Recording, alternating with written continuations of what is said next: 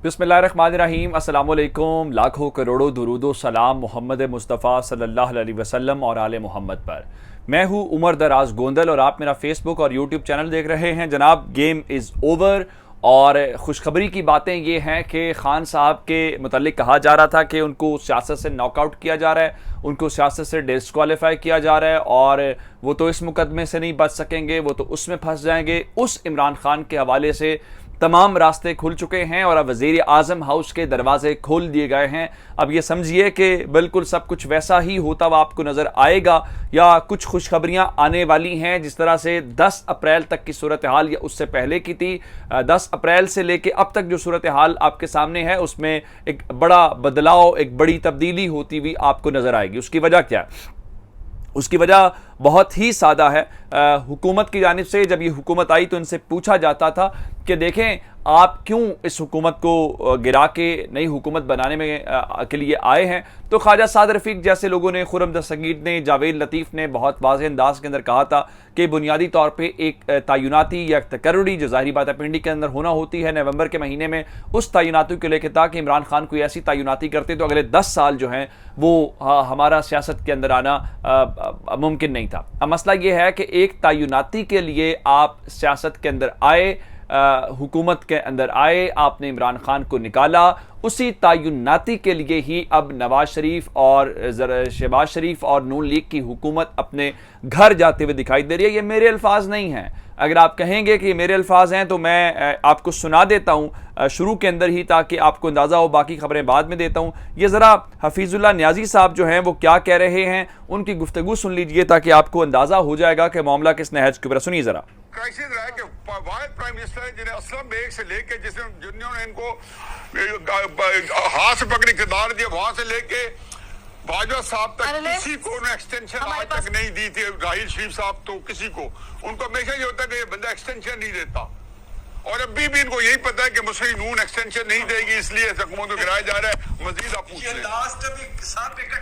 बड़ा एक शानदार जुमला हफीजुल्लाह न्याजी जो इमरान खान के बहुत मुखालिफ हैं, रिश्तेदार होने के बावजूद वो कह रहे हैं कि एक्सटेंशन ना देने की वजह से इस हुकूमत को गिराया जा रहा है। अब सिर्फ बात यहाँ तक नहीं है बल्कि हफीजुल्लाह न्याजी साहब ने जियो न्यूज़ के प्रोग्राम के अंदर बैठ के ये बातें भी की हैं कि हुकूमत इस वक्त दबाव के अंदर है क्योंकि उन्हें ख़तरा ये है कि 1 माह के अंदर हुकूमत चली जाएगी और इसीलिए शहबाज शरीफ धड़ाधड़ वजारतें बांट रहे हैं और उन्होंने 8 मुआवनीन खुसूसी लगाए। और उसके बाद मज़हर अब्बास साहब ने बड़ी शानदार बात की। उन्होंने कहा कि देखें, कहा यह जाता है कि मुल्क कर्जों के अंदर डूबा हुआ है, कहा यह जाता है कि खुदा न खास्ता मुल्क डिफ़ॉल्ट करने के करीब है या हमें दुनिया से इमदाद चाहिए।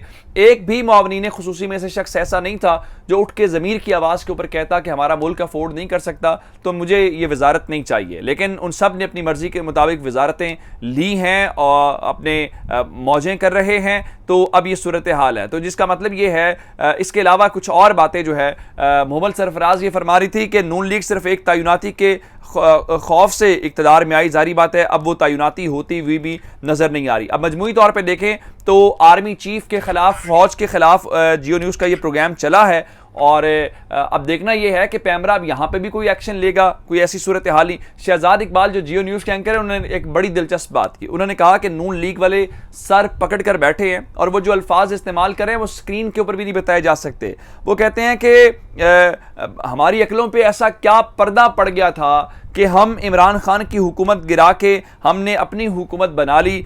मसला आपका नहीं है, मसला इमरान खान का है कि इमरान खान ने बड़ी कामयाबी के साथ अपनी कौम को ये रियलाइज़ करवाया कि किस तरह से गलत तरीके से, नाजायज़ तरीके से हुकूमत गिराई गई और हुकूमत गिराने वालों के पास कोई ऑल्टरनेट नहीं है, उनका कोई उस तरह से एजेंडा नहीं है।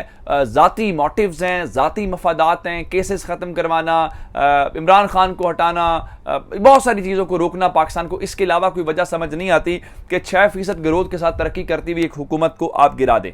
दूसरी जानिब नून लीग मजहब कार्ड भरपूर इस्तेमाल कर रही है और इस हवाले से अगर आप देखेंगे तो कल जावेद लतीफ़ ने प्रेस कॉन्फ्रेंस की सरकारी टीवी के ऊपर इमरान खान के ईमान को लेके बहुत सारे फतवे जारी किए गए। और उसके बाद मायजा हमीद गुजर साहिबा, उनकी MNA हैं, उन्होंने इमरान खान के लिए जो लफ्ज़ इस्तेमाल किया वो बहुत बेहुदा था, वो बहुत गिरा हुआ लफ्ज़ था जो आमतौर पर अखलाकियात में इस्तेमाल नहीं किया जाना चाहिए। उनका लबो लहजा किसी तौर पर भी ठीक नहीं था। और उसके बाद रात से सोशल मीडिया ट्विटर के ऊपर मायजा हमीद के हवाले से एक ट्रेंड चल रहा है जो कोई काबिल तारीफ नहीं है, वो भी मुनासिब नहीं है। मायजा हमीद ने बहुत गलत किया, ट्रेंड चलाने वालों ने उससे भी ज़्यादा गलत किया, दोनों ने गलत किया। मेरे ख्याल से इस लेवल पे नहीं जाना चाहिए, सियासी तौर पे मुकाबला करना चाहिए, ये बात दुरुस्त है।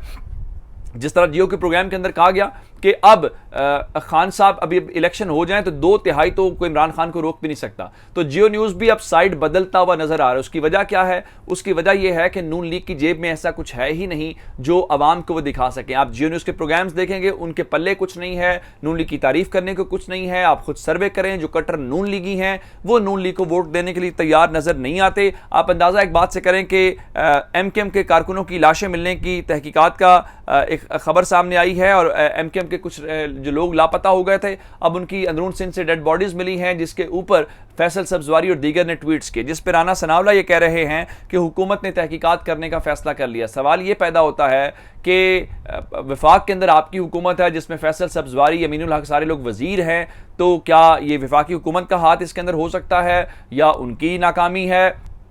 दूसरे नंबर के ऊपर सिंध के अंदर पीपल्स पार्टी की हुकूमत है, वो भी इत्तेहाद का हिस्सा है आपके साथ। तो ये तहकीकात आपने किसके खिलाफ करनी है, ये कौन कर रहा है और आप इस कदर खामोश क्यों हैं? दूसरी जानिब आज शहबाज शरीफ जो हैं वो रवाना हो रहे हैं जनाब उज़्बेकिस्तान, जहाँ पे उन्होंने शंघाई ताउन तंजीम के इजलास के अंदर शिरकत करनी है और बताया गया है कि मुख्तलिफ उनकी मुलाकातें हैं। पाकिस्तानी मीडिया के जरिए बताया गया जी शायद प्यूटन भी उनसे मुलाकात करेंगे। हालांकि हारून रशीद साहब का दावा है कि प्यूटन ने कहा था कि मैं कोई तस्वीरें खिंचवाने के लिए नहीं मिलना चाहता, कोई सॉलिड एजेंडा है तो आप वो बताएं। लेकिन एक बात जरूर है जो इनके लिए खुशी की खबर होगी कि नरेंद्र मोदी और शहबाज शरीफ का 3 मौकों के ऊपर आमना सामना होना है, तो शायद हैंडशेक हो जाएगा, शायद कोई दिलचस्प सूरत हाल हो जाए, तो शरीफ खानदान की खुशी का कोई ठिकाना नहीं रहेगा। लेकिन इस सारी सूरत हाल के दौरान एक बात जरूर है, सदर आरिफ अलवी ने कामरान खान को रात को इंटरव्यू दिया और उस इंटरव्यू के अंदर उन्होंने कहा कि तमाम बहरानों का इस वक्त वाहिद इलेक्शन का हल इलेक्शन है,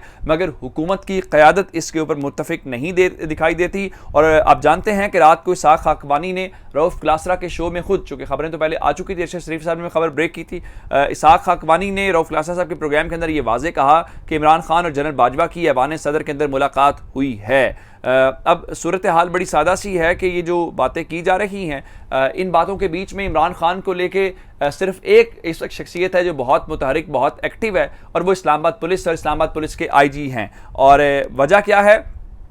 आमतौर पे केसेस दर्ज होते हैं और पुलिस को अंदाज़ा भी नहीं होता कि उसकी इन्वेस्टिगेशन क्या पहुंची है या व्हाट नेक्स्ट, उसकी क्या सूरत हाल होगी। लेकिन इस्लामाबाद पुलिस बता रही है कि इमरान खान का केस कहां पे पहुंचा है और इमरान खान को उम्र कैद हो सकती है या इमरान खान को कितना जुर्माना हो सकता है। साथ साथ वो बता रहे हैं GIT को बयान रिकॉर्ड किया। हालांकि वहाँ पे जो वारदातों की खबरें आ रही हैं, चीज़ें आ रही हैं, वहाँ पे आपका अंदाज़ा या आपका ध्यान होता तो सूरत हाल मुख्तलिफ होती। लेकिन ये वाहिद IG हैं जो पुलिस से ज़्यादा ये लग रहा है कि उनका जो ट्विटर हैंडल है, जो उनका मीडिया सेल है, वो नून लीग नहीं चला रही, बल्कि पुलिस इस्लामाबाद की यूँ महसूस हो रहा है अपने इन चीज़ों की वजह से कि वो नून लीग का एक मीडिया सेल बना हुआ है। हाई कोर्ट के अंदर आज 3 अहम केसेस और बड़ी डेवलपमेंट्स हो सकती हैं कि नैब लॉज के अंदर तब्दीली के बाद मरीम नवाज कैप्टन रिटायर्ड सफदर की अपीलों पे फ़र्क पड़ेगा या नहीं पड़ेगा, जो वो भी केस है। दूसरा शहबाज गिल साहब की ज़मानत का केस है, उसके ऊपर हतमी दलाइल हैं। अब देखना यह है कि क्या वो मामला अपने मंतकी अंजाम को पहुँचता है नहीं पहुँचता, और आज शहबाज गिल को ज़मानत मिलती है नहीं मिलता। तीसरा